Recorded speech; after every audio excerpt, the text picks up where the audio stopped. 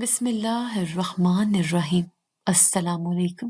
رات کا سیاہ ترین پہر تھا۔ میں کم عمر تھی جب پھپھو نے مجھے آدھی رات کو ان سنسان سڑک پر لا کھڑا کیا۔ اندھیرے میں ان کی آنکھیں چمک رہی تھیں۔ انہوں نے میرے ہونٹوں پر زبردستی شوخ رنگ کی لالی لگائی اور میرے گال تھپ تھپاتے ہوئے زہر خند لہجے میں بولی، اب تو ہی ہے ہمارا سہارا، جا کوئی اچھا گاہک دیکھ۔ جب صبح گھر لوٹے تو اچھی رقم ساتھ لانا، ورنہ اس گھر کے دروازے تجھ پر ہمیشہ کے لیے بند ہو جائیں گے۔ جسم فروشی کا سوچ کر ہی میرا رواں رواں کانپ اٹھا۔ میں نے آنسو بھری نظروں سے آسمان کی طرف دیکھا۔ اے یا اللہ، یہ کیسا امتحان ہے؟ میں نے دل میں فریاد کی۔ تبھی وہاں سے ایک چمکتی ہوئی سفید گاڑی گزری۔ وہ رکی اور پھر ریورس ہو کر ٹھیک میرے پاس آ کھڑی ہوئی۔ اندر سفید لباس پہنے ایک باروب آدمی بیٹھا تھا۔ اس نے مجھے دیکھ کر ایک عجیب سی مسکراہٹ دی اور بولا، گاڑی میں بیٹھ جاؤ، میں تمہیں بہت اچھی رقم دوں گا۔ میں ڈرتے ڈرتے گاڑی میں بیٹھ گئی، یہ جانے بغیر کہ یہ رات میری تقدیر کا فیصلہ کرنے والی تھی۔ میرا نام نبیہا ہے۔ میری کہانی اس وقت شروع ہوئی جب میں صرف 6 سال کی تھی۔ میری آنکھوں کے سامنے ابا نے اماں کو طلاق دی تھی۔ اماں نے فوراً دوسری شادی کی اور اپنے نئے شوہر کے ساتھ دوسرے ملک جا بسی، جیسے میں کبھی ان کی زندگی کا حصہ تھی ہی نہیں۔ ابا نے دوسری شادی نہ کی۔ انہوں نے فیصلہ کیا کہ وہ مجھے خود ہی پالیں گے۔ وہ میری ماں بھی تھے اور باپ بھی، لیکن شاید میری قسمت میں سکون لکھا ہی نہیں تھا۔ میں صرف 7 سال کی تھی جب موت نے میرا یہ آخری سہارا بھی چھین لیا۔ ابا اپنی نوکری سے واپس آ رہے تھے جب راستے میں ان کی بائک کا ایک تیز رفتار ٹرک کے ساتھ خوفناک ایکسیڈنٹ ہوا۔ انہیں ہسپتال لے جایا گیا، لیکن ڈاکٹر نے کہا کہ ان کا دماغ بری طرح کچلا گیا ہے۔ میں ابا کا ہاتھ تھامے گھنٹوں ان کے پاس بیٹھی رہی، لیکن وہ پھر کبھی مجھ سے بات نہ کر سکے۔ میرے باپ کے مرنے کے بعد رشتہ داروں میں صرف ایک ہی نام سامنے آیا جو مجھے ساتھ لے جانے کے لیے تیار تھا، میری پھپھو، جو ابا کی سوتیلی بہن تھی۔ اس وقت محلے والوں نے پھپھو کی تعریفوں کے پل باندھ دیے۔ لوگ کہہ رہے تھے، واہ، سوتیلی بہن ہو کر بھی کتنا بڑا دل پایا ہے۔ بھتیجی کا احساس کرتے ہوئے اپنے ساتھ لے گئے۔ دیکھنا، اپنے بھائی کی خاطر بھتیجی کو اپنے اولاد کی طرح پالے گی۔ یہ وہ دن تھا جب میں اپنے باپ کے گھر سے آخری بار نکلی تھی، یہ سوچتے ہوئے کہ شاید پھپھو سچ میں میری ماں بن جائیں گی۔ لیکن اس گھر کی دہلیز پار کرتے ہی سب کچھ بدل گیا۔ پھپھو نے سب سے پہلے مجھ سے میرا اسکول چھڑوا لیا۔ لڑکیوں کو زیادہ پڑھنے کی ضرورت نہیں ہوتی، انہوں نے فیصلہ سنا دیا۔ مجھ سے گھر کے چھوٹے موٹے کام کروائے جانے لگے۔ سارا دن پھپھو کے بچے جو مجھ سے عمر میں بڑے تھے مجھے مارتے پیٹتے اور پھر الٹا اپنی ماں کو میری ہی شکایتیں لگا دیتے۔ امی، اس نبیہا نے مجھے دھکا دیا، ان کی بیٹی چیختی، پھپھو کچن سے ہی گرجتی، کھاتی بھی میرے گھر کا ہے اور میرے ہی بچوں کو مارتی ہے، نمک حرام۔ اور پھر وہ مجھے بالوں سے پکڑ کر گھسیٹتی اور بے تحاشا مارتی۔ یہ وہ لمحے تھے جب مجھے اپنے ماں باپ شدت سے یاد آتے تھے۔ میں سسکیاں لیتے ہوئے سوچتی، اگر آج ابا زندہ ہوتے تو مجھے یوں کوئی نہ مارتا، لیکن میں مجبور تھی۔ میں جانتی تھی کہ اس گھر کے علاوہ میرا کوئی اور ٹھکانہ نہیں۔ پھپھو کا گھر میرے لیے ایک جہنم سے بدتر ہو چکا تھا۔ پھپھو کی بیٹیاں عید پر نئے نئے کپڑے پہنتی، میرے دل میں بھی خواہش ہوتی کہ میں بھی نئے کپڑے پہنوں، لیکن میرے نصیب میں پھپھو کی بیٹیوں کی اترن تھی، جو بالکل پھٹی پرانی اور رنگ اڑی ہوتی تھی۔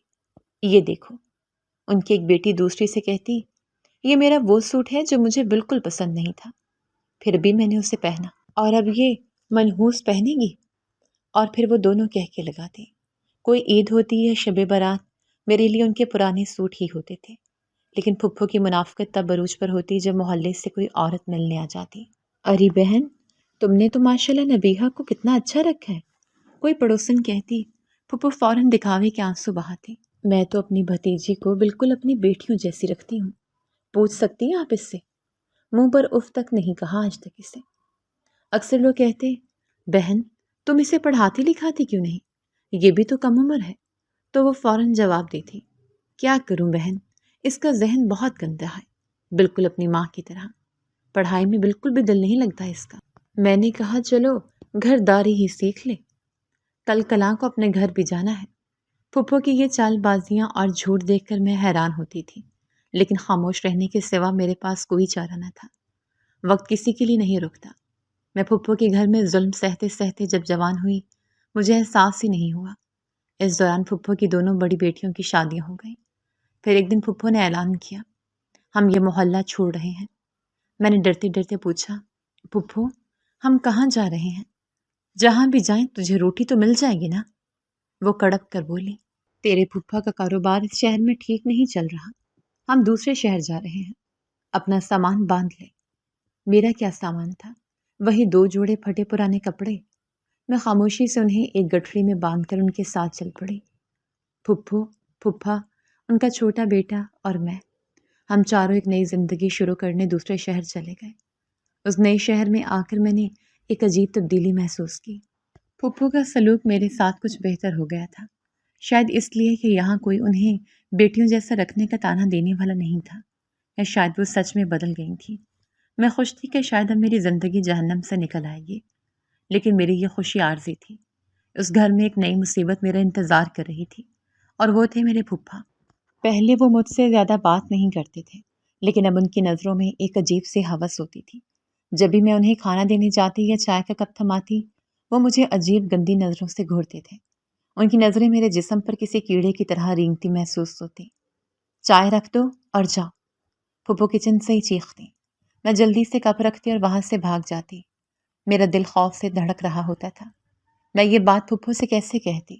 وہ تو الٹا مجھ پر ہی الزام لگاتی۔ وہ چیخ چیخ کر کہتی، کم بخت، اب تو میرے شوہر پر الزام لگا رہی ہے۔ میں یہ سوچ کر ہی کام جاتی اور خاموش رہتی، خود کو زیادہ سے زیادہ چھپانے کی کوشش کرتی۔ میں اکثر خود کو مصروف رکھنے کے لیے صحن میں جا بیٹھتی، لیکن وہاں بھی مجھے لگتا جیسے کوئی مجھے دیکھ رہا ہے۔ ہمارے گھر کے سامنے والی گلی کے کونے پر اکثر ایک سفید چمکتی ہوئی گاڑی کھڑی رہتی تھی۔ میں جب بھی کپڑے سکھانے چھت پر جاتی، مجھے وہ گاڑی وہیں کھڑی نظر آتی۔ مجھے عجیب سی وحشت ہوتی، لیکن پھر میں سوچتی کہ یہ میرا وہم ہے، مجھے بھلا کون دیکھے گا۔ ایک دن پھپھو کسی کام سے باہر گئی تھی۔ میں کچن میں جلدی جلدی کام ختم کر رہی تھی کہ پھپھا وہاں آ گئے۔ نبیہا، انہوں نے پکارا۔ میں نے خوفزدہ ہو کر مڑ کر دیکھا۔ ڈرتی کیوں ہو؟ وہ مسکرائے۔ پانی تو پلا دوں۔ میں نے جلدی سے گلاس میں پانی بھرا اور ان کی طرف بڑھایا۔ جیسے ہی میں نے گلاس دیا، انہوں نے میرا ہاتھ پکڑنے کی کوشش کی۔ دور رہے مجھ سے، میں چیخی اور گلاس وہیں پھینک کر کمرے کی طرف بھاگی اور اندر سے کنڈی لگا لی۔ شام کو جب پھپھو آئیں تو پھپھا نے ان سے میری شکایت کی، دماغ خراب ہو گیا اس لڑکی کا۔ میں نے پانی مانگا تو مجھ سے چیخ کر بھاگ گئی۔ پھپھو نے دروازہ پیٹتے ہوئے کہا، باہر نکل نبیہا، زبان دراز ہو گئی ہے تو۔ میں سارا دن کمرے میں بھوکی پیاس سے روتی رہی۔ اسی رات میں نے انہیں بات کرتے سنا۔ پھپھا غصے میں تھے۔ میں کہہ رہا ہوں، اس کی چڑھتی جوانی تو بہت خوبصورتی لائی ہے۔ پھپھو کی آواز تھکی ہوئی تھی۔ تو میں کیا کروں؟ مفت کی روٹیاں توڑ رہی ہے؟ پھپھا نے کہا، دیکھو میرے پاس اس کا فائدہ حاصل کرنے کا ایک طریقہ ہے۔ پھپھو خاموش رہی، جیسے وہ سننے کو تیار ہو۔ پھپھا بولے، اتنی دیر سے اسے اپنے گھر کھلا پلا رہی ہو، کچھ اب فائدہ بھی تو حاصل کرو۔ کیا مطلب ہے تمہارا؟ پھپھو نے پوچھا۔ مطلب صاف ہے۔ پھپھا کی آواز میں شیطانیت تھی۔ شہر کے اس پار کوٹھے کے قریب والی سڑک پر اکثر لڑکیاں من سنور کر کھڑی ہوتی ہیں۔ میرے کانوں میں جیسے کسی نے پگھلا ہوا سیسا ڈال دیا۔ خاموش ہو جاؤ۔ پھپھو دبی آواز میں غرائی، کیا کہہ رہی ہو تم؟ وہی جو تم نے سنا۔ پھپھا ہنسے۔ امیر کبیر مرد آتے ہیں، لڑکی کو گاڑی میں بٹھاتے ہیں اور گھنٹے 2 گھنٹے کے ہزاروں دے جاتے ہیں۔ اپنی اس لاڈلی بھتیجی کو بھی وہیں کھڑی کر دو۔ یہ تو ان سب سے زیادہ خوبصورت ہے، دیکھنا بہت پیسہ کمائے گی، دنوں میں امیر ہو جائیں گے ہم۔ پھپھا کی یہ بات سنتے ہی میں تھر تھر کانپنے لگی۔ میں نے اپنے منہ پر ہاتھ رکھ لیا تاکہ میری چیخ نہ نکل جائے۔ پھپھا کی بیٹیاں بھی تو میری جیسی تھیں، پھر بھی انہوں نے اتنی گھناؤنی بات کیسے کر دی؟ میں کمرے میں جا کر خوب روئی، لیکن میرے دل کے کونے میں ایک چھوٹی سی امید باقی تھی۔ میں نے سوچا پھپھو کبھی ایسا نہیں کریں گی۔ بے شک وہ میرے ساتھ اچھا سلوک نہیں کرتی تھی، لیکن میں ان کے بھائی کی عزت ہوں، ان کی امانت ہوں، وہ کبھی بھی مجھے اس غلیظ کام پر مجبور نہیں کریں گی۔ یہ سوچتے ہوئے میں اپنے دل کو تسلی دے رہی تھی، لیکن شاید میں غلط تھی، بہت غلط۔ میں غلط تھی، میری امیدیں جھوٹی تھیں۔ اگلے ہی دن پھپھو نے میری زندگی کا سیاہ ترین فیصلہ سنا دیا۔ وہ صبح ایک خوبصورت ریشمی جوڑا لے کر میرے پاس آئیں۔ اٹھ نبیہا، یہ پہن لے۔ میں نے حیرت سے اس چمکتے ہوئے شوخ رنگ کے لباس کو دیکھا۔ یہ میری عمر سے کہیں زیادہ بڑا اور بے باک تھا۔ پھپھو، یہ کیسا لباس ہے؟ جیسا بھی ہے تجھے پہننا ہے۔ ان کے لہجے میں برف جیسی ٹھنڈک تھی۔ آج سے تیرا کام شروع ہو رہا ہے۔ میرے پیروں تلے سے زمین نکل گئی۔ پھپھا کی رات والی بات میرے ذہن پر ہتھوڑوں کی طرح برسنے لگی۔ میں ان کے قدموں میں گر پڑی۔ پھپھو، خدا کے لیے مجھ پر رحم کریں۔ میں آپ کے بھائی کی عزت ہوں۔ میں ان کی اکلوتی نشانی ہوں۔ آپ میرے ساتھ ایسا کیسے کر سکتی ہیں؟ عزت؟ پھپھو نے ایک زوردار کہکا لگایا اور مجھے بالوں سے پکڑ کر کھڑا کیا۔ بڑھیا ہی عزت والی۔ تیری ماں کون سی بڑی عزت دار تھی؟ بدکار عورت تھی وہ بھی۔ باپ کو چھوڑ کر بھاگ گئی۔ تو بھی اسی کا خون ہے۔ نہیں پھپھو، ایسا نہ کریں۔ میں رو رو کر التجا کر رہی تھی۔ میں جسم فروشی نہیں کروں گی۔ میں مر جاؤں گی۔ مرنا اتنا آسان نہیں۔ انہوں نے مجھے تھپڑ مارتے ہوئے کہا۔ اتنی دیر سے فارغ بیٹھی میرے گھر میں کھا رہی ہے۔ اب وہ کھاتا پورا کرنے کا وقت آ گیا ہے۔ چل، زیادہ سوال جواب نہ کر۔ انہوں نے زبردستی مجھے وہ لباس پہنایا اور پھر میک اپ کا ڈبہ کھول کر بیٹھ گئی۔ میں سسکتی رہی اور وہ میرے چہرے پر رنگ تھوپتی رہی۔ دیکھ، بالکل پری لگ رہی ہے۔ بس رونا بند کر، ورنہ یہ سارا میک اپ خراب ہو جائے گا۔ جب میں آئینے میں اپنا عکس دیکھ کر کانپ رہی تھی، وہ بولی، چل میرے ساتھ۔ کہاں پھپھو؟ جہاں تیری قسمت تجھے لے جا رہی ہے۔ وہ مجھے کھینچتے ہوئے گھر سے باہر لے گئے۔ پھپھو سچ میں مجھے اس سنسان سڑک پر لے کر آئی تھی جس کا پتہ پھپھا نے بتایا تھا۔ یہ شہر کا وہ بدنام علاقہ تھا جہاں رات ہوتے ہی اندھیرا مزید گہرا ہو جاتا تھا۔ یہاں پر پہلے ہی چند لڑکیاں کھڑی تھیں جو آنے جانے والی گاڑیوں کو عجیب اشارے کر رہی تھیں۔ پھپھو نے مجھے ایک کونے میں کھڑا کر دیا اور سختی سے تنبیہ کی۔ سن لے نبیہا، صبح تک اچھا خاصا پیسہ کما کر لے کر آنا ہے، نہیں تو گھر نہیں آنے دوں گی۔ یاد رکھنا، وہاں تیرا باپ نہیں کما کر دیتا جہاں سے تو کھاتی ہے۔ اب تیرا بھی کوئی حق بنتا ہے کہ ہمارے احسانوں کا بدلہ اتارے۔ میں روتی ہوئی سڑک کنارے کھڑی ہو گئی۔ پھپھو وہاں سے چلی گئی تھی یا شاید کہیں چھپ کر مجھے دیکھ رہی تھی، مجھے نہیں معلوم۔ میرا دل ڈوب رہا تھا۔ ہر گزرتی گاڑی کی ہیڈ لائٹس مجھ پر پڑتی تو میرا جسم خوف سے کانپ جاتا۔ یا اللہ، میں گناہ کرنے جا رہی ہوں۔ میں ایسا نہیں کرنا چاہتی۔ تو میری مدد کر۔ میں نے آسمان کی طرف منہ کر کے بے بسی سے دعا کی۔ تھوڑی ہی دیر کے بعد ایک بڑی سی چمکتی ہوئی سفید گاڑی میرے قریب آ کر رکی۔ یہ وہی گاڑی تھی جو ہمارے اکثر محلے کے کونے پر کھڑی نظر آتی تھی۔ اس لمحے میرا دل جیسے سینے سے باہر نکل آئے گا۔ میرا پورا جسم کانپ رہا تھا۔ گاڑی کا شیشہ نیچے ہوا۔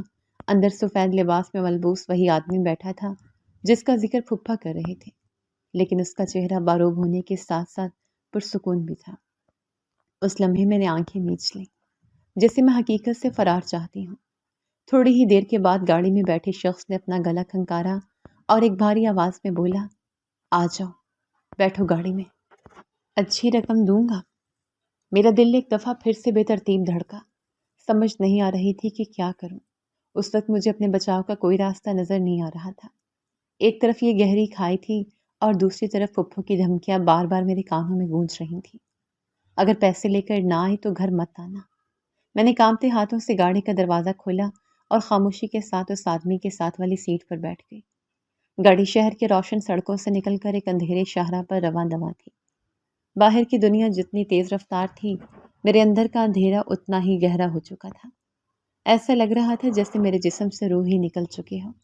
میں ایک بے جان لاش بن چکی تھی۔ کوئی فائدہ نہیں تھا میری زندگی کا۔ میں کنکھیوں سے اس آدمی کو دیکھ رہی تھی۔ وہ خاموشی سے گاڑی چلا رہا تھا۔ اس کا چہرہ پرسکون تھا، جیسے اسے کسی بات کی فکر نہ ہو۔ اس نے ایک بار بھی میری طرف مڑ کر نہیں دیکھا تھا۔ میں کہاں جا رہی ہوں؟ میں نے آخر کار ڈرتے ڈرتے پوچھا۔ اس آدمی نے سڑک سے نظریں ہٹائے بغیر جواب دیا، ایک محفوظ جگہ پر۔ محفوظ؟ یہ لفظ میرے لیے ایک مذاق بن چکا تھا۔ میں ایک اجنبی مرد کے ساتھ رات کے اس پہر اس کام کے لیے جا رہی تھی جس کا نام لیتے ہوئے بھی میری روح کانپتی تھی، اور وہ اسے محفوظ جگہ کہہ رہا تھا۔ میرے دل میں ایک ہک سی اٹھی۔ یا اللہ، میں نے دل ہی دل میں دعا کی، یہ کیسا امتحان ہے؟ میں ایسا کام کرنے جا رہی ہوں جو ایک بہت بڑا گناہ ہے۔ تو کیسے بخشے گا مجھے؟ یا اللہ، کوئی مسیحا بھیج دے، میری مدد فرما۔ میری آنکھوں سے آنسو بہنے لگے۔ جو میرے گالوں پر لگے میک اپ کو خراب کر رہے تھے۔ رو مت، اس آدمی کی سنجیدہ آواز ابھری۔ صبر کرو، اللہ صبر کرنے والوں کے ساتھ ہے۔ میں چونک گئی۔ اس صورتحال میں صبر اور اللہ جیسے الفاظ سننا بہت عجیب تھا۔ تقریباً آدھے گھنٹے بعد گاڑی کو بریک لگی۔ اس نے گاڑی کو سڑک سے اتار کر ایک سنسان سی جگہ پر کھڑا کر دیا تھا۔ آس پاس درختوں کے سوا کچھ نہیں تھا۔ میرا دل زور زور سے دھڑکنے لگا۔ اب وہ وقت آ گیا تھا جس کا مجھے ڈر تھا۔ وہ آدمی میری طرف مڑا۔ اس کی نظریں جھکی ہوئی تھیں۔ اس نے مجھ سے ایک ایسا سوال پوچھا جس کی مجھے بالکل توقع نہیں تھی۔ قرآن پاک کی کتنی صورتیں یاد ہیں تمہیں؟ جی، میں حیرانی سے اس کی طرف دیکھتی ہوئی بولی۔ کیا وہ میرا مذاق اڑا رہا تھا؟ اس نے دوبارہ اپنے الفاظ دہرائے۔ میں نے پوچھا، تمہیں قرآن کی کتنی صورتیں زبانی یاد ہیں؟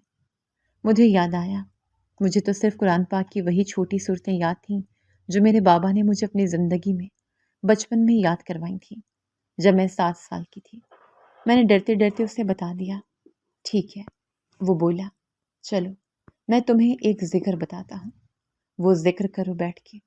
میں حیران تھی، یہ آدمی مجھے کس کام کے لیے لے کر آیا تھا اور یہ مجھ سے ذکر و اذکار کرنے کا کہہ رہا تھا؟ یہ سب کیا ہو رہا تھا؟ کیا دیکھ رہی ہو؟ اس نے نرمی سے کہا۔ جو کہا ہے وہ شروع کرو۔ اس نے مجھے ایک تسبیح دی اور خود گاڑی کی لائٹ آن کر کے ایک چھوٹی سی کتاب کھول کر بیٹھ گیا۔ میں سمجھ نہیں پا رہی تھی، کیا یہ کوئی جال تھا؟ کیا وہ میرا امتحان لے رہا تھا؟ لیکن میرے پاس کوئی اور راستہ نہیں تھا۔ میں نے ڈرتے ڈرتے وہ ذکر کرنا شروع کر دیا جو اس نے بتایا تھا۔ جیسے جیسے میں وہ الفاظ دہرا رہی تھی، میرے دل کو ایک عجیب سا سکون محسوس ہو رہا تھا۔ میرا خوف دھیرے دھیرے کم ہو رہا تھا۔ وہ خود بھی بیٹھا میرے ساتھ قرآن پاک کی کچھ آیات پڑھنے میں مشغول تھا۔ ساری رات اسی طرح گزر گئی۔ صبح کی پہلی کرن پھوٹتے ہی اس نے کتاب بند کی۔ چلو واپس چلنے کا وقت ہو گیا ہے، وہ بولا۔ وہ دوبارہ سے گاڑی اسی راستے کی طرف لے آیا جہاں سے میں آئی تھی، وہیں اسی جگہ جہاں پھپھو مجھے چھوڑ کر گئی تھی۔ اس نے گاڑی روکی۔ یہ لو، اس نے ہزار ہزار کے کئی نوٹ میرے ہاتھ میں تھما دیے۔ یہ تمہاری محنت کی کمائی ہے۔ میں ان نوٹوں کو اور اس آدمی کو حیرانی سے دیکھ رہی تھی۔ کس بات کی کمائی؟ میں نے پوچھا۔ اللہ کا ذکر کرنے کی۔ وہ مسکرایا۔ جا کر دے دینا اس کو جس نے تمہیں اس کام کے لیے بھیجا تھا۔ اس نے ایک پل کے لیے مجھے غور سے دیکھا اور پھر کہا، اور ہاں، جو کچھ آج رات تمہارے ساتھ ہوا وہ اس عورت کو مت بتانا جو تمہیں یہاں چھوڑ کر گئی تھی۔ میں چونک گئی۔ آپ کو کیسے پتا؟ مجھے سب پتا ہے۔ اس نے میری بات کاٹ دی۔ شاید اس آدمی نے پھپھو کو مجھے وہاں چھوڑتے ہوئے دیکھ لیا تھا۔ میں نے سوچا آج رات کو دوبارہ سے پھر اسی ٹائم پر یہاں آ جانا۔ اس نے حکم دیا اور دروازہ کھول دیا۔ میں خاموشی کے ساتھ گاڑی سے اتری اور حیرت، خوف اور سکون کے ملے جلے جذبات کے ساتھ گھر کی طرف چل پڑی۔ میں ابھی گھر سے کچھ ہی دور تھی کہ پھپھو مجھے راستے میں ہی مل گئی۔ وہ بے چینی سے ٹہل رہی تھی، جیسے کافی دیر سے میرا انتظار کر رہی ہوں۔ مجھے دیکھتے ہی تیزی سے میری طرف لپکی۔ آ گئی تو؟ ان کی آواز میں بے چینی اور لالچ تھا۔ میں تو کب سے یہاں کھڑی تیرا انتظار کر رہی ہوں۔ کدھر تھی اتنی دیر؟ اس سے پہلے کہ میں کوئی جواب دیتی، ان کی نظریں میرے ہاتھ میں پکڑے ہوئے نوٹوں پر پڑیں۔ ان کی آنکھیں حیرت اور خوشی سے پھیل گئیں۔ کتنے پیسے کمائے ہیں؟ انہوں نے جھپٹ کر نوٹ میرے ہاتھ سے چھین لیے اور انہیں گننا شروع کر دیا۔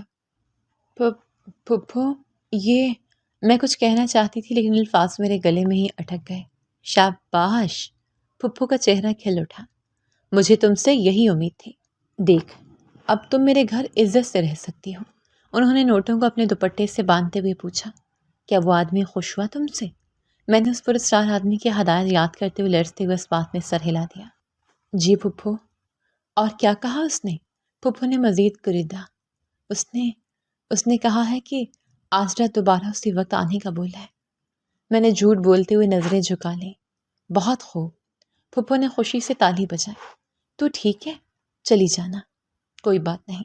دیکھنا، اب ہم دنوں میں امیر ہوں گے۔ وہ میرے کندھے پر ہاتھ رکھ کر بولی، اور اب تمہیں کسی چیز کی فکر کرنے کی ضرورت نہیں۔ جو مانگو گی تمہیں ہر چیز دوں گی میں نے اس بات میں بھی خاموشی سے سر ہلا دیا اور پھپھو کو کچھ نہیں بتایا کہ رات کو کیا ہوا تھا۔ میں انہیں کیسے بتاتی کہ جس آدمی کو وہ میرا گاہک سمجھ رہی ہیں وہ تو مجھ سے ساری رات صرف عبادت کرواتا رہا۔ وہ کبھی میری بات کا یقین نہ کرتی۔ घर आकर मैंने सुख का सांस लिया। फूफा भी पैसों का सुनकर बहुत खुश थे। उस दिन फूफो ने मुझे खुद खाना हिलाकर दिया। उनका रवैया ऐसा था जैसे मैं उनकी भतीजी नहीं बल्कि कोई सोने का अंडा देने वाली मुर्गी हूँ। सारा दिन मैं इसी सोच में गुम रही, वो आदमी कौन था, वो ऐसा क्यों कर रहा था, वो मुझे इतने पैसे सिर्फ जिक्र करने के क्यों दे रहा था। क्या ये कोई नया जाल था या वो सच में कोई नेक इंसान था। लेकिन अगर वो नेक था तो वो उस बदनाम सड़क पर क्या कर रहा था, और उसे कैसे मालूम था कि मैं वहां खड़ी मिलूंगी।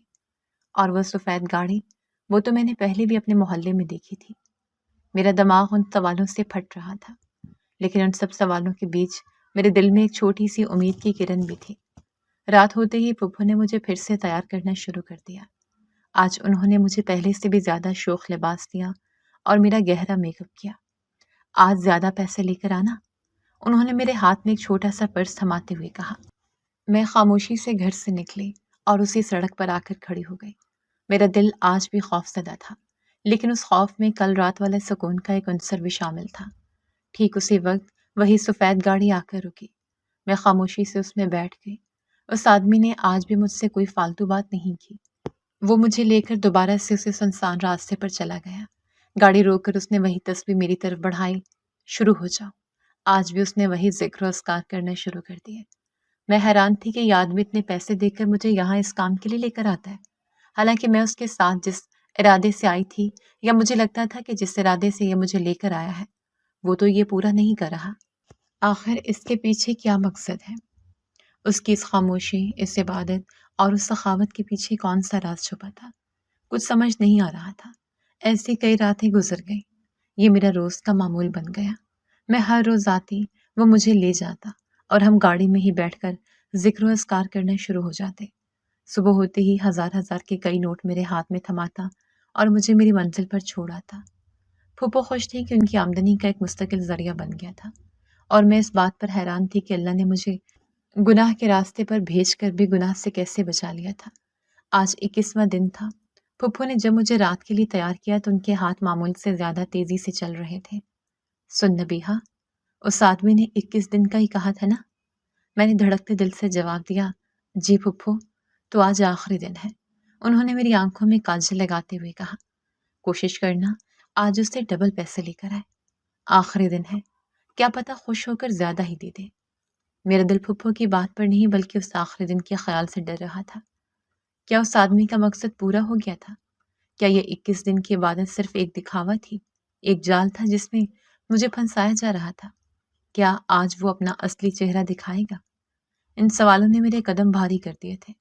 मैं कांपते कदमों से सड़क पर पहुंची। आज मामूल से ज्यादा अंधेरा और सन्नाटा महसूस हो रहा था। ठीक उसी वक्त वही सफेद चमकती हुई गाड़ी आकर रुकी।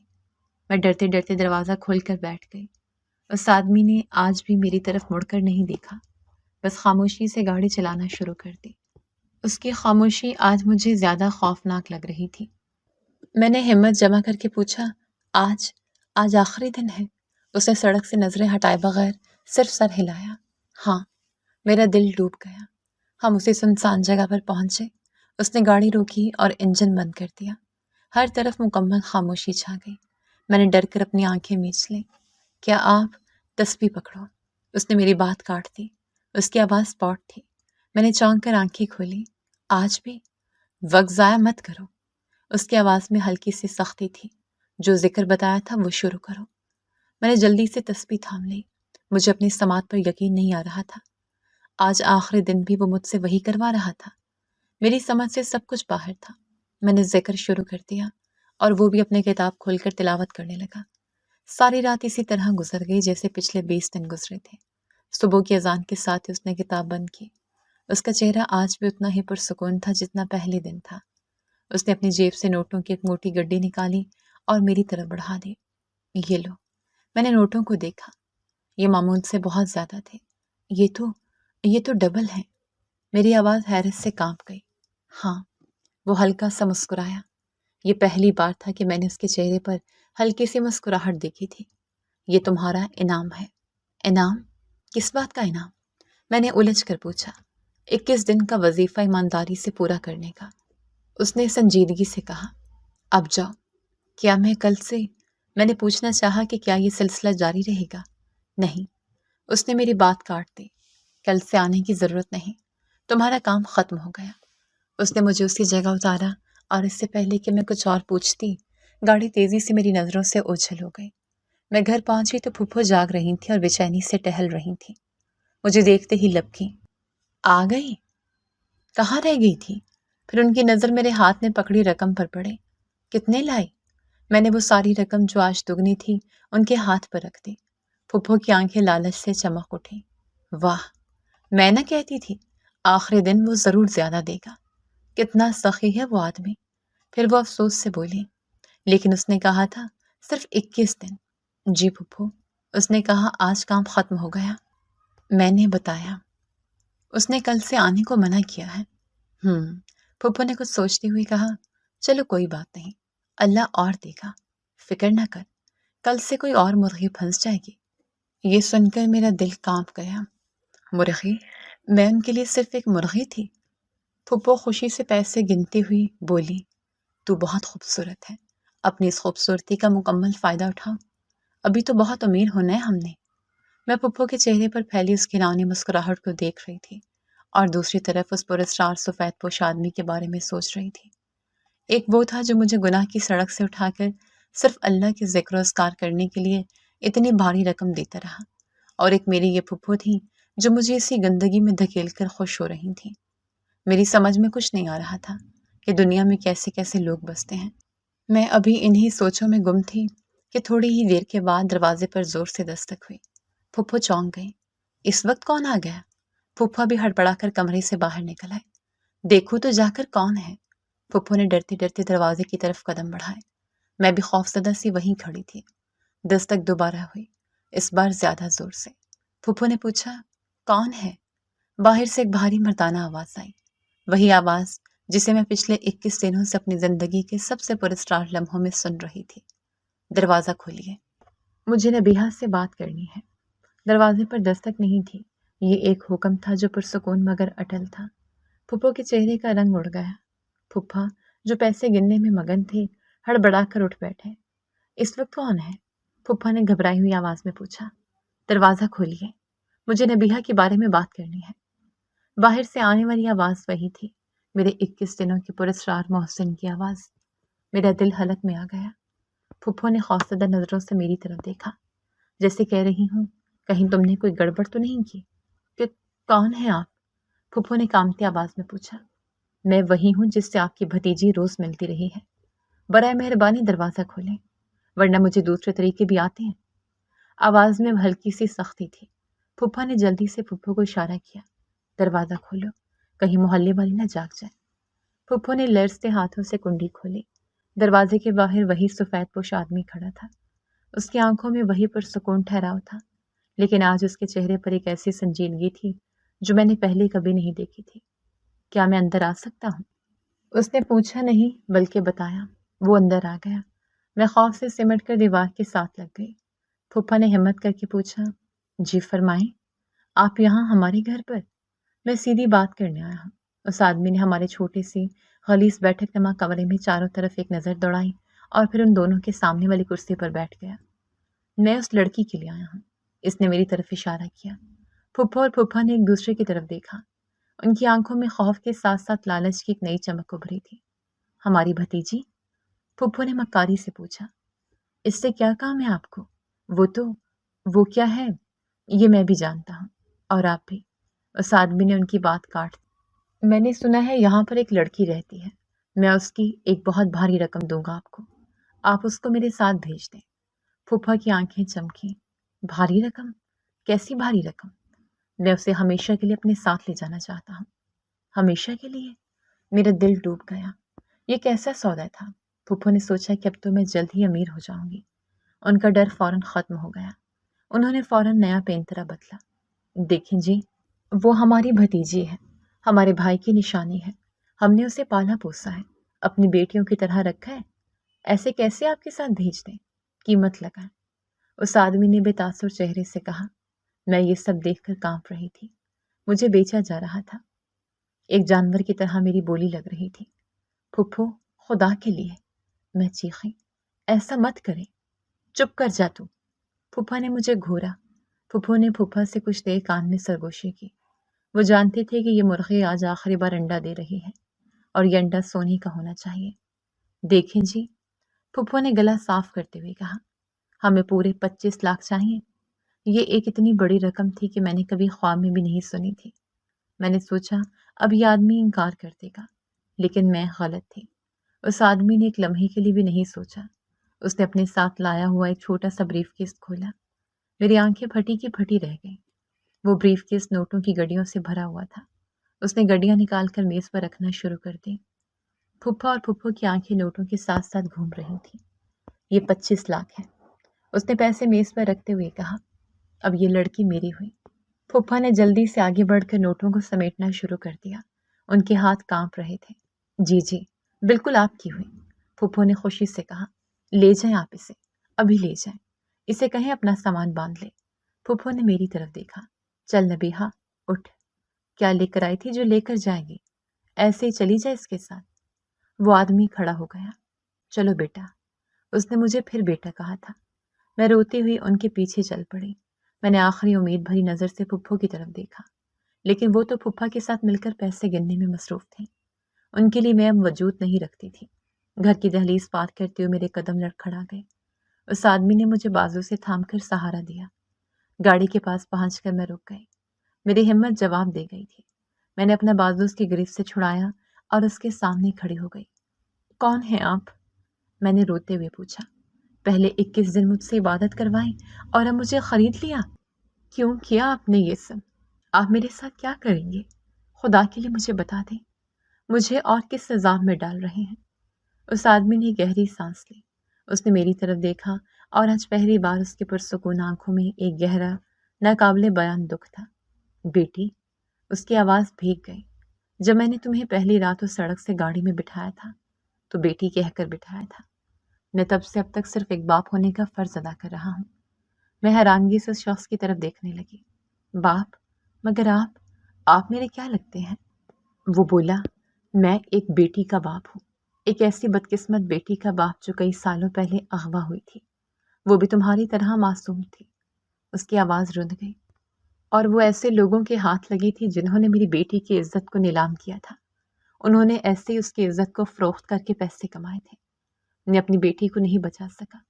اس نے اپنے آنسو صاف کیے۔ بس اس وقت سے جب بھی کسی ایسی بے بس لڑکی کو سڑک پر دیکھتا ہوں تو اسے اس برائی سے ہٹا کر نیکی کی طرف لے کر آتا ہوں۔ لیکن آپ نے مجھے خریدا کیوں؟ میں نے پوچھا۔ میں نے تمہارے بارے میں سب معلوم کروایا تھا۔ مجھے معلوم ہوا کہ تم تو ایک یتیم لڑکی ہو جس کا ان ظالموں کے سوا کوئی نہیں۔ میں تمہیں روز کی رقم دے کر نہیں بچا سکتا تھا۔ وہ تمہیں کسی اور کے ہاتھ بیچ دیتے، اس لیے تمہیں ان سے ہمیشہ کے لیے آزاد کروانا ضروری تھا۔ اس نے میرے سر پر ہاتھ رکھا۔ میں تمہیں سچ میں اپنی بیٹی بنا کر اپنے ساتھ لے جا رہا ہوں۔ میں ہکا بکا رہ گئی تھی۔ یہ آدمی جسے میں کوئی گاہک یا کوئی مجرم سمجھ رہی تھی، وہ تو ایک فرشتہ تھا، ایک باپ تھا جو اپنی بیٹی کا غم بھلانے کے لیے مجھ جیسی بے سہارا لڑکیوں کا سہارا بنتا تھا۔ میرا نام رحمان ہے، انہوں نے میرے سر پر ہاتھ رکھتے ہوئے کہا۔ آج سے تم میری بیٹی ہو، نبیہا رحمان۔ میرے آنسوں کی لڑی ٹوٹ گئی۔ یہ خوشی کے آنسو تھے، شکرانے کے آنسو تھے۔ میں گاڑی میں بیٹھی اور ہم اس اندھیری گلی سے ہمیشہ کے لیے نکل آئے۔ سارے راستے عبدالرحمان صاحب مجھے میری گزری ہوئی زندگی کے بارے میں پوچھتے رہے۔ وہ میرے ابا کے بارے میں، میری ماں کے بارے میں اور پھپھو کے ظلم کے بارے میں سنتے رہے اور افسوس سے سر ہلاتے رہے۔ ان کا لہجہ اتنا شفیق تھا کہ میں جو سالوں سے کسی اپنے کی محبت کو ترسی تھی، پھوٹ پھوٹ کر رو پڑی۔ بس بیٹا، انہوں نے گاڑی روک کر مجھے ٹیشو پیپر دیے۔ اب رونے کے دن ختم ہوئے، اب تم محفوظ ہو۔ اللہ نے تمہیں اس آزمائش سے نکال لیا ہے، اب شکر کا وقت ہے۔ ہم ایک بہت ہی پرسکون علاقے میں خوبصورت سادے سے گھر کے سامنے رکے۔ یہ کوئی بہت بڑا محل نہیں تھا، لیکن اس کے در و دیوار سے سکون اور پاکیزگی جھلک رہی تھی۔ آ جاؤ بیٹا، یہ تمہارا گھر ہے، وہ مسکرا کر بولے۔ میں ڈرتے ڈرتے ان کے پیچھے چل پڑی۔ گھر کا دروازہ کھلا اور اندر کا منظر دیکھ کر میں دنگ رہ گئی۔ بیٹھک میں ایک نوجوان لڑکا جائے نماز پر بیٹھا شاید تسبیح پڑھ رہا تھا۔ اس کے چہرے پر ایک عجیب سا نور تھا۔ اس نے اپنے والد کو دیکھ کر تسبیح ایک طرف رکھی اور کھڑا ہو گیا۔ السلام علیکم بابا جان، اس نے بہت ادب سے کہا۔ وعلیکم السلام۔ عبدالرحمان صاحب نے اس کے سر پر ہاتھ رکھا۔ اسد بیٹا ملو، یہ نبیہہ ہے۔ اس نوجوان نے جس کا نام اسد تھا ایک نظر میری طرف دیکھا اور فوراً اپنی نظریں جھکا لیں۔ اس کے چہرے پر کوئی حیرت یا تجسس نہیں تھا، بلکہ ایک عجیب سی سنجیدگی تھی۔ بیٹا، یہ ایک بہت مظلوم لڑکی ہے۔ عبد الرحمن صاحب نے اسد کو مخاطب کیا۔ میں نے اسے اس کی پھپھو سے ہمیشہ کے لیے خرید لیا ہے، جنہوں نے اس پر بہت ظلم کیا ہے۔ اسد نے صرف سر ہلایا۔ آپ نے بہت اچھا کیا بابا جان، اللہ آپ کو اس کی جزا دے گا۔ میں چاہتا ہوں اس لڑکی کو ایک مستقل اور عزت والا سہارا مل جائے۔ عبد الرحمن صاحب نے بات جاری رکھی۔ میں چاہتا ہوں یہ ہمیشہ کے لیے اس گھر کا، ہماری زندگی کا حصہ بن جائے۔ اسد خاموشی سے اپنے والد کی بات سنتا رہا۔ پھر رحمان صاحب نے وہ بات کہی جس نے میرے پیروں تلے سے زمین کھینچ لی۔ اسد بیٹا، میں چاہتا ہوں تم اس سے نکاح کر لو۔ میں نے خوف سے آنکھیں پھاڑ کر ان دونوں کو دیکھا۔ کیا نکاح؟ مجھ سے؟ میرے منہ سے بے اختیار نکلا۔ ایسا مت کریں، میں اس قابل نہیں ہوں۔ اسد نے میری طرف دیکھے بغیر اپنے والد سے کہا۔ بابا جان، آپ کا ہر فیصلہ میری سر آنکھوں پر۔ میں حیران رہ گئی تھی، اس نے انکار کیوں نہیں کی؟ اسد نے اپنی بات جاری رکھی۔ اگر آپ نے اس لڑکی کو بیٹی کہا ہے اور آپ اس کے لیے یہ رشتہ مناسب سمجھتے ہیں تو یقیناً اللہ کی اس میں کوئی مصلحت ہوگی۔ یہ اب میری بھی ذمہ داری ہے، مجھے قبول ہے۔ میں حیرت کے سمندر میں غرق ہو گئی۔ یہ کیسا لڑکا تھا؟ اس نے مجھ سے میرا ماضی نہیں پوچھا، میری خوبصورتی نہیں دیکھی، میرا حسب نسب نہیں پوچھا۔ اس نے صرف اپنے باپ کے فیصلے پر اعتبار کیا۔ رحمان صاحب مسکرائے۔ میں جانتا تھا بیٹا، مجھے تم سے یہی امید تھی۔ تم نے میری تربیت کا مان رکھ لیا۔ انہوں نے میری طرف دیکھا۔ دیکھا بیٹی، میں نے کہا تھا نا، یہ تمہارا گھر ہے۔ عبد الرحمن صاحب نے فوراً قریبی مسجد کے مولوی صاحب کو فون کیا۔ آدھے گھنٹے کے اندر مولوی صاحب 2 گواہوں کے ساتھ موجود تھے۔ مجھے ایک نیا جوڑا دیا گیا جو شاید رحمان صاحب پہلے سے لا کر رکھے ہوئے تھے۔ میں نے وضو کیا اور جائے نماز پر بیٹھ گئی۔ بہت ہی سادگی کے ساتھ میرا نکاح اسد سے کروا دیا گیا۔ رحمان صاحب خود میرے ولی بنے تھے۔ نکاح کے کلمات ادا کرتے ہوئے میری آواز کانپ رہی تھی۔ قبول ہے، قبول ہے، قبول ہے۔ اور میں، نبیہہ، جو چند گھنٹے پہلے سڑک پر بکنے والی ایک چیز تھی، اب اسد کی منکوحہ نبیہہ اسد بن چکی تھی۔ اسد خاموشی سے اٹھا اور ایک کمرے کی طرف اشارہ کر کے خود باہر چلا گیا۔ میں اس کمرے میں داخل ہوئی تو میری آنکھوں میں پھر سے آنسو آ گئے۔ یہ ایک صاف ستھرا اور پرسکون کمرہ تھا جس میں ایک نئی زندگی میرا انتظار کر رہی تھی۔ میری نئی زندگی کا آغاز کسی خواب جیسا تھا۔ میں جو پھٹی پرانی اترن پہننے کی عادی تھی، اب میرے پاس ایک خوبصورت اور باحیا لباس تھے۔ میں جسے رات کی بچی ہوئی روکھی سوکھی روٹی ملتی تھی، اب رحمان صاحب جو میرے سسر اور منہ بولے باپ تھے، اور اسد جو میرا شوہر تھا، میرے ساتھ دسترخوان پر بیٹھ کر کھانا کھاتے تھے۔ اسد اب بھی مجھ سے بہت کم بات کرتا تھا، لیکن اس کی خاموشی میں بے رخی نہیں بلکہ احترام تھا۔ وہ جب بھی مجھ سے مخاطب ہوتا، اس کی نظریں جھکی ہوتی۔ آپ کو کسی چیز کی ضرورت تو نہیں؟ وہ دھیرے سے پوچھتا۔ نہیں، میں بھی سر جھکا کر جواب دیتی۔ سب ٹھیک ہے۔ اس گھر کا ماحول ہی بالکل الگ تھا۔ یہاں ہر وقت ایک پرسکون خاموشی طاری رہتی جو صرف نماز اور تلاوت قرآن کی آواز سے ٹوٹتی تھی۔ عبد الرحمن صاحب نے مجھے پھر سے پڑھائی شروع کرنے کی ترغیب دی۔ وہ خود مجھے روز پڑھاتے اور اسد مجھے دینی تعلیم دیتا۔ ایک دن میں صحن میں بیٹھی تھی کہ رحمان صاحب میرے پاس آ کر بیٹھ گئے۔ بیٹی، انہوں نے شفیق لہجے میں کہا، تمہارے دل میں اب بھی کچھ سوال ہوں گے، ہے نا؟ میں نے نظر اٹھا کر ان کی طرف دیکھا۔ جی، میں بس یہ سوچتی تھی کہ آپ نے 21 دن وہ سب کیوں کیا؟ آپ مجھے پہلے ہی دن کیوں نہیں بچا لائے؟ رحمان صاحب ہلکا سا مسکرائے۔ بیٹا، جس دن میں نے تمہیں پہلی بار اس سڑک پر دیکھا، میں اسی دن سمجھ گیا تھا کہ تم معصوم ہو اور زبردستی لائی گئی ہو۔ تمہاری آنکھوں میں وحشت تھی، پھر آپ نے انتظار کیوں کیا؟ میں تمہاری پھپھو اور پھپھا کو قانون کے شکنجے میں لانا چاہتا تھا۔ میں چاہتا تھا کہ انہیں ان کے کیے کی پوری سزا ملے۔ اگر میں تمہیں پہلے دن ہی وہاں سے اٹھا لاتا تو وہ کسی اور معصوم لڑکی کو تمہاری جگہ کھڑا کر دیتے۔ میں حیرت سے ان کی بات سن رہی تھی۔ وہ سفید گاڑی، وہ بولے، جو تمہارے پرانے محلے میں کھڑی رہتی تھی، وہ میری تھی۔ میں پچھلے کئی مہینوں سے ان لوگوں پر نظر رکھے ہوئے تھا۔ مجھے معلوم تھا کہ وہ لوگ غلط کاموں میں ملوث ہیں۔ تو کیا وہ 21 دن تمہارے اور میرے، ہم دونوں کے لیے ایک آزمائش تھے۔ میں تمہیں ان کی قید سے دور رکھ کر یہ دیکھنا چاہتا تھا کہ تمہاری نیت کیسی ہے اور میں نے ان 21 دنوں میں وہ تمام ثبوت اکٹھے کیے جو انہیں جیل پہنچانے کے لیے کافی تھے۔ میں نے ہر اس بات کی ریکارڈنگ کی جو تمہاری پھپھو تمہیں سڑک پر چھوڑتے ہوئے کہتی تھی، اور ہر وہ لمحہ جب وہ مجھ سے پیسے وصول کرتی تھیں۔ یہ سن کر میرا دل کانپ گیا۔ یہ شخص کتنا دور اندیش تھا، لیکن وہ عبادت، وہ ذکر۔ میں نے پوچھا، وہ اس لیے بیٹا، ان کی آواز بھیگ گئی، کہ میں تمہیں بتانا چاہتا تھا کہ اللہ اپنے بندوں کو گناہ کے اندھیروں میں بھی روشنی دکھاتا ہے۔ تم گناہ کرنے نکلی تھی، لیکن میرا رب تمہیں اپنی عبادت کے لیے چن رہا تھا۔ میں چاہتا تھا کہ تمہارا دل دنیا کے خوف سے نکل کر اللہ کے سکون سے بھر جائے۔ اگلے ہی دن رحمان صاحب نے پولیس کو بلوا لیا۔ ان کے پاس تمام ثبوت موجود تھے، میری ریکارڈ کی ہوئی گفتگو، وہ پیسے جو انہوں نے مجھے دیے اور پھپھو نے لیے، اور میری گواہی۔ پولیس آفیسر نے مجھ سے پوچھا، بیٹی کیا تم ان لوگوں کے خلاف گواہی دو گی؟ میں نے ایک نظر اسد اور رحمان صاحب کی طرف دیکھا۔ ان دونوں کی آنکھوں میں میرے لیے حمایت تھی۔ میرا خوف ختم ہو چکا تھا۔ جی، میں گواہی دوں گی۔ پولیس ہمیں لے کر میرے پرانے گھر پہنچی۔ پھپھو اور پھپھا ہمیں پولیس کی گاڑی میں دیکھ کر ہکا بکا رہ گئے۔ ارے ارے، انسپکٹر صاحب، کیا ہوا؟ پھپھا نے گھبرا کر پوچھا۔ تم لوگوں کو انسانوں کے ساتھ غلط کری اور ایک نابالغ بچی کو ناجائز کاموں پر مجبور کرنے کے جرم میں گرفتار کیا جاتا ہے۔ پھپھو کی نظریں مجھ پر پڑیں۔ وہ مجھے ایک اچھے لباس میں ان لوگوں کے ساتھ محفوظ کھڑا دیکھ کر چیخ پڑی، نبیہا، تو نے ہمیں پھنسایا؟ احسان فراموش لڑکی، ہم نے تجھے پالا تھا۔ پالا نہیں تھا، نوچا تھا تم لوگوں نے مجھے۔ آج پہلی بار میں نے ان کے سامنے چیخی، تم نے میری باپ کی عزت کو بیچنے کی کوشش کی تھی۔ بکواس بند کرو۔ انسپکٹر نے انہیں ہتھکڑی پہناتے ہوئے کہا، ہمارے پاس تمہارے خلاف سارے ثبوت موجود ہیں۔ پھپھو اور پھپھا کو گھسیٹتے ہوئے پولیس کی گاڑی میں ڈالا گیا۔ میں نے انہیں آخری بار دیکھا۔ اس دن جب ہم گھر واپس آئے تو ایک عجیب سا سکون تھا۔ میرا ماضی مجھ سے ہمیشہ کے لیے جدا ہو گیا تھا۔ رات کے کھانے پر رحمان صاحب نے ایک اعلان کیا، الحمدللہ، اللہ نے ہمیں ایک بڑی آزمائش سے نکالا اور ظالمہ کو ان کے انجام تک پہنچایا۔ انہوں نے میری اور اسد کی طرف دیکھا۔ میں چاہتا ہوں کہ ہم سب اس نعمت کا شکر ادا کرنے کے لیے اللہ کے گھر جائیں۔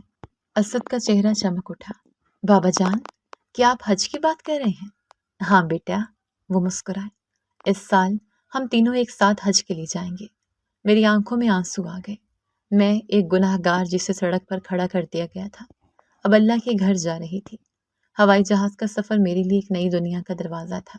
میں جو کبھی اپنے محلے سے باہر نہ نکلی تھی، آج بادلوں سے اوپر سفر کر رہی تھی۔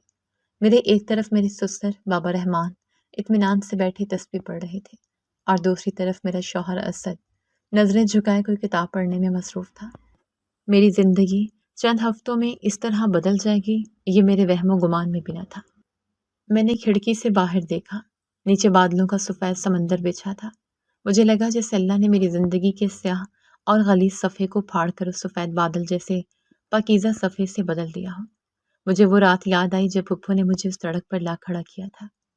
میں کتنی بے بس، کتنی میلی اور کتنی خوفزدہ تھی۔ میں نے اس رات آسمان کی طرف دیکھ کر فریاد کی تھی، یا اللہ میری مدد کر۔ میں نہیں جانتی تھی کہ میری وہ فریاد اس قدر جلد اور اس شان سے قبول ہوگی۔ سفر کے دوران اسد نے مجھ سے بہت کم بات کی، لیکن اس کا ہر عمل احترام سے بھرا تھا۔ جب مجھے پیاس لگی تو اس نے مجھ سے پہلے ہی پانی کا گلاس میری طرف بڑھا دیا۔ جب مجھے سردی لگی تو اس نے خاموشی سے اپنا کمبل میری طرف سرکا دیا۔ اس کی یہ خاموش محبت اور بے غرض عزت میرے اس زخم پر مرہم رکھ رہی تھی جو مجھے پھپھا کی غلیظ نظروں سے ملا تھا۔ اسد نے نکاح کے بعد بھی مجھے کبھی اس نظر سے نہیں دیکھا تھا جس سے ایک شوہر اپنی بیوی کو دیکھتا ہے۔ اس کی آنکھوں میں صرف حیا اور احترام تھا، جیسے وہ مجھے وقت دے رہا ہو کہ میں اپنے ماضی کے خوف سے مکمل طور پر باہر آ سکوں۔ جب ہمارا جہاز جدہ ایئرپورٹ پر اترا اور ہم احرام باندھ کر لبیک اللہم لبیک کی صدائیں بلند کرتے ہوئے مکہ کی طرف روانہ ہوئے تو میرا رواں رواں کانپ رہا تھا۔ میں، نبیہا، میں اور اللہ کا گھر، میں تو اس قابل کہاں تھی؟ بابا رحمان نے میرا خوف بھانپ لیا۔ بیٹی، وہ مسکرائے، اللہ کے گھر وہ نہیں آتے جو قابل ہوتے ہیں، اللہ کے گھر انہیں بلایا جاتا ہے جن سے وہ محبت کرتا ہے، اور تم سے تو اس نے بہت محبت کی ہے۔ اس نے تمہیں گناہ کے دہانے سے کھینچ کر اپنے سب سے پاک گھر بلا لیا ہے۔ اس سے بڑی محبت کی اور کیا نشانی ہوگی؟ اور پھر وہ لمحہ آیا، ہم حرم میں داخل ہوئے۔ میری نظریں جھکی ہوئی تھیں، دل زور زور سے دھڑک رہا تھا۔ نبیہا بیٹھی۔ بابا رحمان کی آواز بھیگ گئی، سامنے دیکھو۔ میں نے لرزتی پلکیں اٹھائیں۔ سامنے وہ تھا، سیاہ غلاف میں لپٹا ہوا اللہ کا گھر، کعبۃ اللہ۔ اس کی عظمت اور اس کی ہیبت، اس کا جلال دیکھ کر میرے قدم وہیں جم گئے۔ میں یہ منظر دیکھ کر وہیں فرش پر گر پڑی اور پھوٹ پھوٹ کر رو دی۔ میرے منہ سے الفاظ نہیں نکل رہے تھے، صرف سسکیاں تھیں۔ میں ایک یتیم بے سہارا سڑک پر بکنے کے لیے کھڑی کی گئی لڑکی آج اللہ کے گھر کے سامنے کھڑی تھی۔ اسد اور بابا رحمان نے مجھے سہارا دے کر اٹھایا۔ ہم نے طواف شروع کیا۔ لاکھوں لوگوں کے ہجوم میں میں بھی شامل تھی۔ کوئی امیر نہیں، کوئی غریب نہیں، کوئی پاک نہیں، کوئی گناہ گار نہیں۔ سب ایک ہی لباس میں ایک ہی مرکز کے گرد گھوم رہے تھے۔ ہر چکر کے ساتھ مجھے لگ رہا تھا جیسے میرے ماضی کا ایک گناہ دھل رہا ہے۔ میرے آنسو تھے کہ تھمنے کا نام نہیں لے رہے تھے۔ پھر ہم نے سعی کی۔ صفا اور مروہ کے درمیان دوڑتے ہوئے مجھے بی بی ہاجرہ کی بے-تابی یاد آئی۔ وہ اپنے بیٹے کے لیے پانی کی تلاش میں دوڑ رہی تھی۔ میں بھی تو اسی طرح بے بس تھی۔ میں اپنی عزت بچانے کے لیے بھاگنا چاہتی تھی، لیکن میرے پاؤں جکڑے ہوئے تھے۔ بی بی ہاجرہ کی سعی اللہ کو اتنی پسند آئی کہ اس نے وہاں زمزم کا چشمہ جاری کر دیا، جو قیامت تک جاری رہے گا۔ میں نے دل میں سوچا، اللہ نے میری اس بے بسی کو بھی دیکھ لیا تھا، اور اس نے میری زندگی میں بابا عبد الرحمن اور اسد کی صورت میں زمزم جاری کر دیا تھا۔ پھر عرفات کا دن آیا۔ میدان عرفات میں کھلے آسمان تلے میں نے اپنے ہاتھ دعا کے لیے اٹھائے۔ آج مانگنے کا دن تھا۔ میں نے اپنی پوری زندگی کی کتاب اللہ کے سامنے کھول کر رکھ دی تھی۔ یا اللہ، میں رو رو کر دعا کر رہی تھی، میں تیری گناہ گار بندی ہوں، میرے پاس کچھ نہیں ہے۔ تو نے مجھے یتیم کیا، تو نے مجھے بے سہارا کیا، لیکن تو نے مجھے کبھی تنہا نہیں چھوڑا۔ یا اللہ، میری پھپھو نے مجھے اس سڑک پر لا کھڑا کیا تھا جہاں صرف ذلت اور گناہ تھا۔ انہوں نے مجھے دنیا کی نظروں میں گرا دیا تھا، لیکن میرے مولا، تو کتنا کریم ہے۔ تو نے مجھے اس گندگی سے اٹھایا اور اٹھا کر سیدھا اپنے گھر لے آیا۔ یا اللہ، تو نے مجھے وہ عزت دی جس کا میں نے کبھی تصور بھی نہیں کیا تھا۔ میں نے بابا رحمان کے لیے دعا کی، میں نے اسد کے لیے دعا کی، میں نے اپنے ان ظالم رشتہ داروں پھپھو اور پھپھا کو بھی یاد کیا۔ یا اللہ، وہ جیل میں ہے، تو عادل ہے، تو نے مجھے دنیا میں انصاف دکھا دیا، انہیں ان کے گناہوں کی سزا مل گئی۔ یا اللہ، انہیں بھی ہدایت دے۔ اگر وہ اس قابل ہیں، حج کے تمام ارکان پورے کر کے ہم جب واپس اپنے ہوٹل آئے تو میں ایک نئی نبیہا تھی۔ میرا دل پرسکون تھا، میری روح پاکیزہ تھی۔ مجھے لگ رہا تھا جیسے میں آج ہی پیدا ہوئی ہوں۔ اس رات اسد میرے کمرے میں آیا، وہ میرے پاس بیٹھ گیا۔ آج پہلی بار حج کے بعد اس نے میری طرف نظر اٹھا کر دیکھا۔ اس کی آنکھوں میں احترام کے ساتھ ساتھ ایک گہری محبت تھی۔ نبیہا، اس نے میرا ہاتھ تھام لیا۔ اللہ نے ہمیں بہت کرم سے نوازا ہے۔ کیا تم اس نئی زندگی کے لیے تیار ہو؟ میں نے شرم سے سر جھکا دیا۔ اسد، آپ نے مجھ جیسے کو قبول کیا، یہی میرے لیے بہت ہے۔ نبیہا، وہ مسکرایا، اور یہ پہلی بار تھا کہ میں نے اس کے چہرے پر اتنی خوبصورت مسکراہٹ دیکھی تھی۔ ماضی کو بھول جا۔ حج کے بعد انسان ایسا ہی پاک ہوتا ہے جیسا آج پاک ہوا ہو، اور میرے لیے تم دنیا کی سب سے پاکیزہ عورت ہو۔ آج میں اپنی زندگی میں بہت خوش ہوں۔ میرا سسر جو میرا باپ ہے، اور میرا شوہر جو میرا سب سے اچھا دوست ہے۔ اللہ نے ہمیں اولاد سے بھی نوازا ہے۔ میں اکثر سوچتی ہوں زندگی کتنی عجیب ہے۔ اللہ کی مصلحتیں سمجھنا انسان کے بس کی بات نہیں۔ وہ جسے چاہے عزت دے اور جسے چاہے ذلت دے۔ میرے پھپھو نے مجھے ذلیل کرنے کے لیے، اپنی دنیاوی خواہشات پوری کرنے کے لیے مجھے اس سڑک پر کھڑا کیا تھا جو سیدھی جہنم کو جاتی تھی، لیکن میرے اللہ نے اسی سڑک سے میرے لیے جنت کا راستہ نکال دیا۔ وہ نہیں جانتی تھیں کہ جس رات وہ مجھے بیچنے نکلی تھیں، اس رات اللہ مجھے خریدنے کا انتظام کر چکا تھا۔ اس نے اپنے ایک نیک بندے کی دل میں ڈالا کہ وہ اس یتیم بچی کو بچا لے۔ بے شک اللہ صبر کرنے والوں کے ساتھ ہے۔ میں نے صبر کیا اور اس نے مجھے وہ کچھ دیا جس کا میں نے کبھی خواب بھی نہیں دیکھا تھا۔ اس نے مجھے ذلت کے اندھیرے سے نکالا اور عزت کے اس مقام پر لا کھڑا کیا جہاں آج میں ہوں۔ میری کہانی ایک سبق ہے ان تمام لوگوں کے لیے جو حالات سے مایوس ہو جاتے ہیں۔ مایوسی کفر ہے، اپنے رب پر بھروسہ رکھو، وہ تمہیں کبھی تنہا نہیں چھوڑے گا۔ وہ تمہیں وہاں سے رزق اور عزت دے گا جہاں سے تم نے کبھی گمان بھی نہیں کیا ہوگا، بالکل اسی طرح جیسے اس نے نبیہا کو دیا۔ جی تو دوستوں، کیسی لگی آپ کو ہماری آج کی کہانی؟ اپنی رائے کا اظہار ہمارے کمنٹس باکس میں ضرور کیجیے گا، اور اگر آپ کو ہماری ویڈیو پسند آئی ہے تو کر لیجیے ہمارے چینل کو سبسکرائب، ویڈیو کو لائک اور بیل آئکن لازمی پریس کر لیجیے تاکہ ہر نئی آنے والی ویڈیو کا نوٹیفیکیشن آپ کو بر وقت موصول ہو سکے۔ ملتے ہیں ایسی ہی ایک سبق آموز کہانی کے ساتھ، تب تک کے لیے اللہ نگہبان۔